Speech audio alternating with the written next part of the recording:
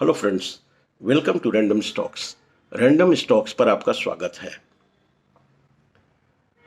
Robert Kiyosaki, इस नाम से लगता है आप परिचित होंगे। उनके काफ़ी फॉलोअर्स हैं। उनके एक्स को यदि हम देखते हैं, और कभी कभी वो बड़ा इंसाइटफुल बात करते हैं। हालांकि मैं उनका क्रिटिक हूँ।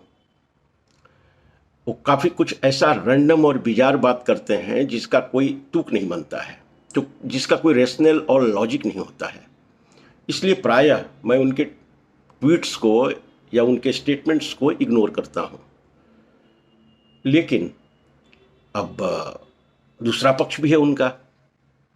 जैसे 2 दिन पहले उन्होंने एक्स पे एक पोस्ट डाला है जिसमें वो एक इन्वेस्टर्स के एक यूनिक फियर की बात कर रहे हैं, एक स्पेशल फियर की बात कर रहे हैं, डर की बात। वो कहते हैं फोमो हम लोग सब जानते हैं, काफ़ी परिचित हैं। इनफैक्ट जो रिटेल इन्वेस्टर्स हैं उनके नुकसान में यदि एक बड़ा फैक्टर उनके पोर्टफोलियो को डैमेज करने में माना जाए तो फोमो ही है। अब फोमो कब होता है? यदि कोई पर्टिकुलर स्क्रिप्ट में या मार्केट इंडिसेस में भी, फ्यूचर एंड ऑप्शंस में, कुछ अनयूजुअल वन साइडेड मूवमेंट होता है तो हमें कभी कभार लगता है कि ओह, कैसे हमारे पोर्टफोलियो का हिस्सा नहीं है, या क्यों हमने इसमें ट्रेड नहीं किया। ये मार्केट जब रैली करता है, उस पॉजिटिव मूवमेंट जब होता है उस समय की बात है। जब नीचे जाता है तो फिर रिग्रेट करते हैं कि क्यों मैं अभी तक उस शेयर को अपने पोर्टफोलियो में रखा हुआ हूँ, सेल क्यों नहीं किया। ये एक अलग फोमो है। और फिर उस शेयर से एग्जिट ले लेते हैं, नुकसान में ही सही। तो ये फोमो बड़ा कॉमन है और इस पे हमने काफ़ी वीडियो भी बनाए हैं। वो एक अलग ही फियर की बात कर रहे हैं और उसका नाम दे रहे हैं FOMM, fear of making mistakes. जो हमारे एकेडमिक्स में, हमारे कॉलेजेस में, स्कूल्स में फियर ऑफ मेकिंग मिस्टेक्स को स्टूपिड थिंग कहते हैं। हम लोग अक्सर मिस्टेक्स करते हैं, रिपीट करते हैं, और इसे यूनिवर्सिटीज़ में, स्कूल्स में ठीक बात नहीं समझा जाता है। एक कन्वेंशन के तौर पे कह रहे हैं और वो भी उसी रूप में इसको देख रहे हैं। तो कहते हैं कि बहुत सारे इन्वेस्टर्स ऐसे हैं जो रिसर्च पे भरोसा नहीं, खुद का रिसर्च पे भरोसा नहीं करते हैं, खुद का स्टडी पे भरोसा नहीं करते हैं, खुद का स्टॉक एनालिसिस पे भरोसा नहीं करते हैं। क्योंकि उनके अंदर एक डर है, फियर ऑफ मेकिंग मिस्टेक। यही वो डर है जिससे उनके अपने स्टॉक पिक पे भरोसा नहीं होता है, और उसके वजह से वो कहीं कहीं से हॉट टिप्स का इंतज़ार करते हैं। कहीं सोशल मीडिया में, कहीं फ्रेंड्स, रिलेटिव्स या बिजनेस से जुड़े उनके लोग हैं, वहाँ पे कहीं से कुछ टिप मिल जाए, कुछ आइडिया मिल जाए किसी स्टॉक के बारे में, उस पे उनका फेस ज़्यादा होता है। उस रिकमेंडेशन, उस हॉट टिप पे उनका कॉन्फिडेंस ज़्यादा होता है। क्यों? कि उनको ये डर नहीं सताता है कि ये हमारा फेलियर होगा यदि गलत हो जाता है, क्योंकि उनका वो जनरेट किया हुआ टिप ही नहीं है। लेकिन खुद का यदि किया हुआ है तो उनके अंदर एक भावना बैठी रहती है कि मैं गलत हो जाऊं तो इसको Robert Kiyosaki fear of making mistakes कह रहे हैं। और ये प्राइम ड्राइवर है, एक कोर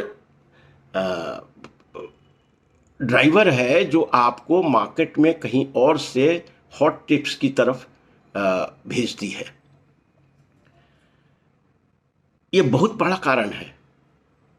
अभी तक स्टॉक मार्केट के लाइफ में ये फियर की चर्चा हम नहीं कभी सुना है जो आज सुन रहे हैं। हालांकि हमारे अनुभव की बात वो कर रहे हैं, आपके अनुभव की भी बात कर रहे हैं, लेकिन इतना वो पिन पॉइंटेड इस फियर को इस रूप में इससे पहले हम चर्चा नहीं सुना था। लेकिन ये काफ़ी ज्ञानवर्धक है और मैं वीडियो इसीलिए बना रहा हूँ कि जो मैं फील कर रहा हूँ हो सकता है कहीं ना कहीं आपकी सोच में, आपके अनुभव में, आपके जीवन में भी ये फियर बैठा हुआ है। जीवन में केवल स्टॉक मार्केट नहीं है, बहुत सारे डिसीजंस लेना पड़ता है, वहाँ पे ये फियर इनहेरेंटली हमारे एक जहन में रहता है कि यदि हम फेल हो गए तो क्या होगा। तो रॉबर्ट कियोसाकी कहते हैं कि इसका कोई वजूद नहीं है। आप अपने मिस्टेक्स से ही सीखते हैं, मिस्टेक्स से ही आप आगे बढ़ते हैं। तो आपके आगे बढ़ने में इन मिस्टेक्स का बहुत बड़ा हाथ है और वो मिस्टेक्स रिपीट न हो उसके लिए बहुत बड़ा एक कारण बन सकता है। तो एक बार उनके ट्वीट्स को आप पढ़ें, 2 दिन पहले का ट्वीट है। उसके बाद एक और उनका आज ट्वीट आया है जिसमें भी वो इस फियर के बारे में पुनः रिपीट कर रहे हैं, बात कर रहे हैं। तो उनके ट्वीट्स को देखिए और थोड़ा सा रिफ्लेक्ट कीजिए अपने डिसीजन मेकिंग में, अपने अंदर जो एक ये फियर डर बैठा हुआ है उसके बारे में। It will be truly an interesting thing for you. अब आइए मार्केट की तरफ चलते हैं। आज मार्केट शुरू से ही प्रेशर में था। हालांकि इसकी शुरुआत कल ही हो गई थी जब मिड कैप और स्मॉल कैप्स में काफ़ी बड़ी गिरावट हुई थी। ये गिरावट क्यों है? अब केवल एक ही वजह है, वो है 2 अप्रैल का रेसिप्रोकल टैरिफ का डेडलाइन। वही एक क्लाउड कह लीजिए उसको, स्मोक स्क्रीन कह लीजिए उसको, लेकिन मैं उसको एक क्लिफ हैंगर के रूप में देख रहा हूँ। वो इवेंट को क्लिफ हैंगर इसलिए कि यदि इसे क्रॉस कर गए तो फिर लिबरेशन है, और यदि न सॉल्यूशन निकला तो फिर खाई है। तो ये बहुत ही इम्पोर्टेंट इवेंट है और अमेरिका की टीम आज इंडिया में है और आज वेडनेसडे है। तो वेडनेसडे, थर्सडे, फ्राइडे, सैटरडे, ये 3 दिन ये 4 दिन निगोशिएशन है। अब दुआ कीजिए, प्रे कीजिए कि ये 4 दिन में कुछ पॉजिटिव इस निगोशिएशन से कुछ निकले। यदि पॉजिटिव निकलता है it will be very positive for the market, give a boost to the upward trend।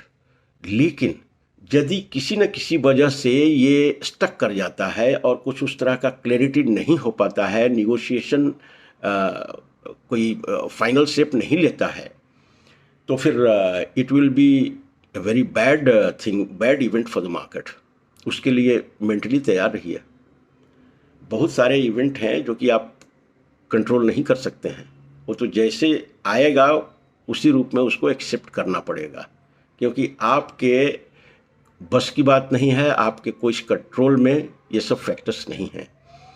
तो सबसे बड़ा जो इवेंट है, गेम चेंजिंग इवेंट कह लीजिए या आज के मार्केट में, वो है ट्रेड टैरिफ के निगोशिएशंस का आउटकम। आज की वीडियो में बस इतना ही। Thank you so much for watching the video. Thank you.